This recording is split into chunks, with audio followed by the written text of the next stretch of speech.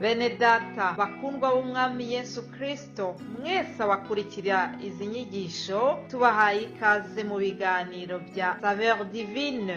Ibi biganiro mu bitegurirwa n'abavugabutumwa bwiza batandukanye, akaba ari umuhamagaro ugendera ku ijambo ry'Imana byanditse mu gitabo cy'ubutumwa bwiza uko bwanditswe na Matayo ibice 24 umurongo wa 14. Kandi ubutumwa bwiza bw'ubwami buzigishwa mu isi yose ngo bube ubuhamya bwo guhamiriza amahanga yose, nibwo imperuka izahera ko ize. Ibi biganiro mu bikurikira ku channel ya YouTube yitwa Saveur Divine. Tubifurije kugubwa neza. Imana Data ari nayo so ibaho umugisha.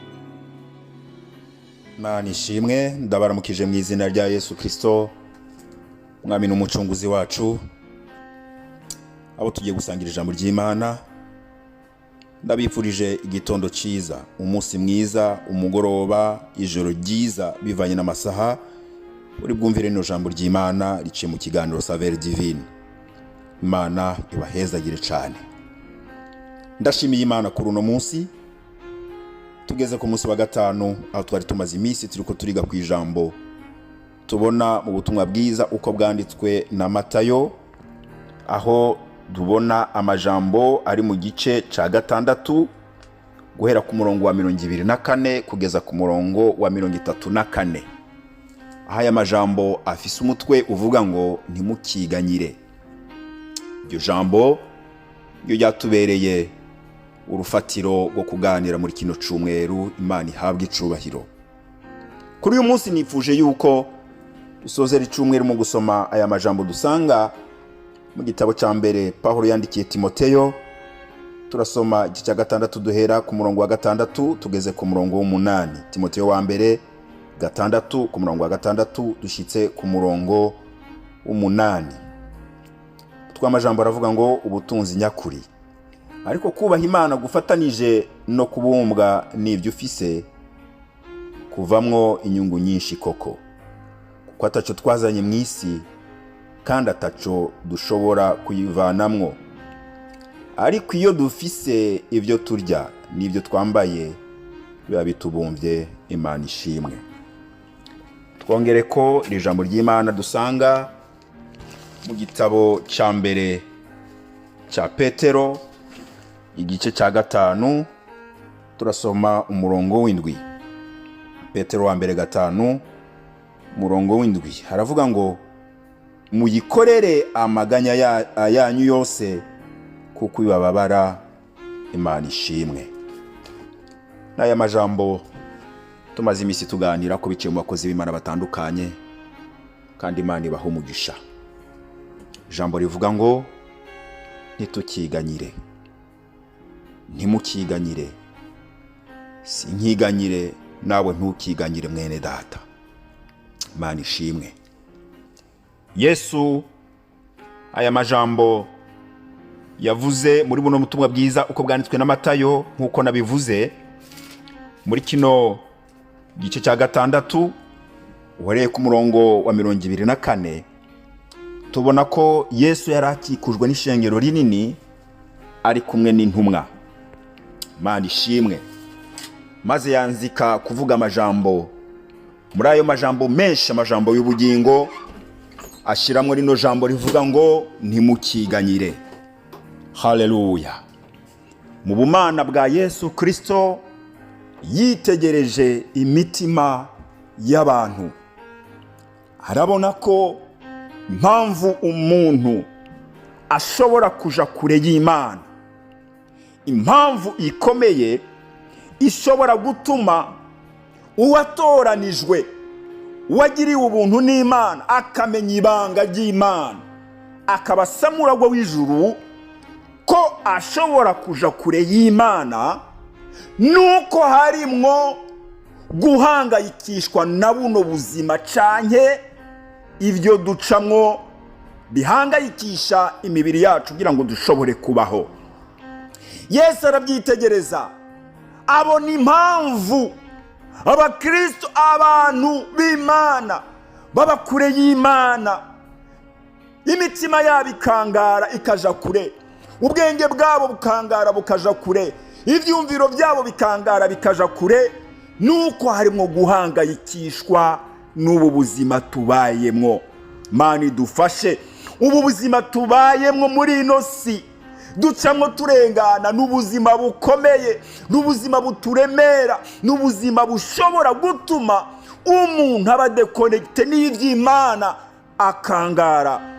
Ijambo ry'Imana rivuga ngo iyo turi wacu mu mubiri tuba kure y'Imana. Iyo twangaje imitima yacu n'ivyiyumviro mu bishobora kudutunga ejo canke hiya ejo, mbere n'imyaka iza, ivyo bituma twegera kure y'Imana. Imana idufashe. Yesu arabyitegereza abwira abari bamwegereye bose ati mwirinde ntimwiganyire ku byo murya, ibyo mwambara, aho murara, ingene muzoba hejo, kuko data wo mwijuru, haleluya, abababara arabazi, yabaremye mu ishusho ryiwe. Ati uwo data wo mwijuru atunga inyoni. Mana ishimwe, yambika ibyatsi byo ku misozi. Mana ishimwe, agirira neza ibyo byose bitazoja mu ijuru. None mwe mwarimwe mu ishusho ryiwe, gute yoreka kubagirira neza? Bene data, dushima Imana ko twaremwe mu ishusho ryayo, kandi iyo Mana iratubabara, tugirira neza ibihe byose. Niyo mpamvu ijambo ry'Imana ritubwiye ngo tureke kwiganyira ku kintu na kimwe, kuko ubwo dufise data wa twese atubabara. Pawulo yandikira Timoteyo amajambo tumaze gusoma, amubwira ati ubutunzi nyakuri, iyo umuntu agira ubuntu n'Imana akaronka ivyarya n'ivyanywa n'ivyo yambara uyu munsi, ngw'ivyo birakwiye kumubumba bikamunyura, akumva anezerewe, niyibaze canke ngo ahangayike ngo ejo nzorya iki, nzonywa iki, canke nzokwambara iki.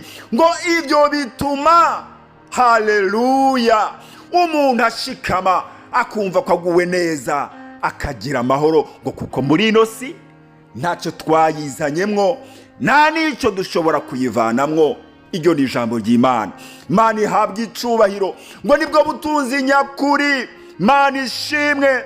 Bene data bakundwa b'umusaraba, twirinde ntihagire uwiganyira ngo ejo ubuzima bwanje buzogenda gute, kuko buri mu maboko y'Imana. Iyo tubishyize ku mutima, iyo tubishyize ku bwenge, bituma ibihe byiza by'amasengesho, ibihe byiza byo gukorera Imana, ibihe byiza byo kumva umuntu anezerewe Imana bigenda biragabanuka, maze bigatuma umukristo akamuka, agasanga asigaye agenda nawe agwaye za ngwara abatizera bagwara, arizo depression. Mana itubabarire cyane. Haleluya. Petero yandika rino jambo ariryo ngiye kurangiriza ko, aravuga ngo iyo Mana, haleluya, yayindi Kristo yatubwira muri Matayo, Mana ishimwe, ngo iyo Mana ngo muyikorera amaganya yanyu yose. Mana ishimwe, niba ukenye icyo kurya, niba ukenye icyo kunywa, niba mu muryango wawe, mu nzu yawe hari ikibazo gisa n'icyo, Petero aravuga ngo iyo Mana yikorera amaganya yanyu yose. Bwira Imana kuko ibababara. Oh haleluya, ibereyeho kudutabara no kutugirira neza. Imana ihabwa icubahiro.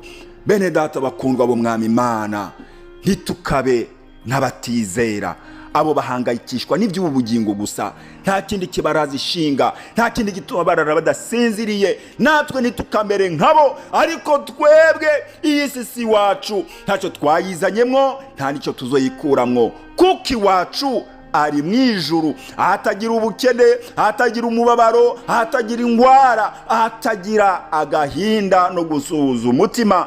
Imana ihabwa icubahiro. Haleluya. Iri jambo ryo kwizegwa muri bino bihe by'iherezo turimo. Iri jambo ni iry'ukuri muri bino bihe ubuzima bukomeye. Imana idufashe.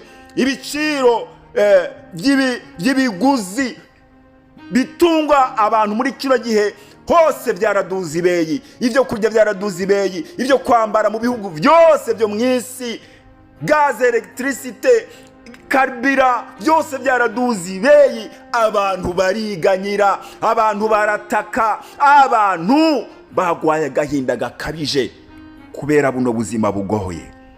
Iri jambo rije mu gihe cyiza kuri wewe wizera Imana. Imana igushoboze kuritahura no kuritegera, kugira ngo muri bino bihe twebwe turangamize mu ijuru turaba Imana, twibwire ngo uraza ubuzima bwacu n'ibitugoye, dutabare Imana. Imana ibaha umugisha mwene data mukundwa wa Kristo Yesu. Birashoboka ko woba ubuze icyo kurya n'icyo kunywa, wowe ubuze icyo wambara, birashoboka ko ubuzima bwawe bukubanye ubukomeye, ariko hariho Imana itunga inyoni, hariho Imana yambika ibyatsi byo ku misozi, hariho Imana itabara. Rangamiza mu ijuru, uwo ari Imana ariho kugira ngo agutabare kandi akugirire neza. Habwa umugisha nawe wagira ubuntu bwo gukora nk'ibyo byose. Reka kwangaza umutima ngo ejo bizogenda gute, ariko bumbwa n'ibyo ufise.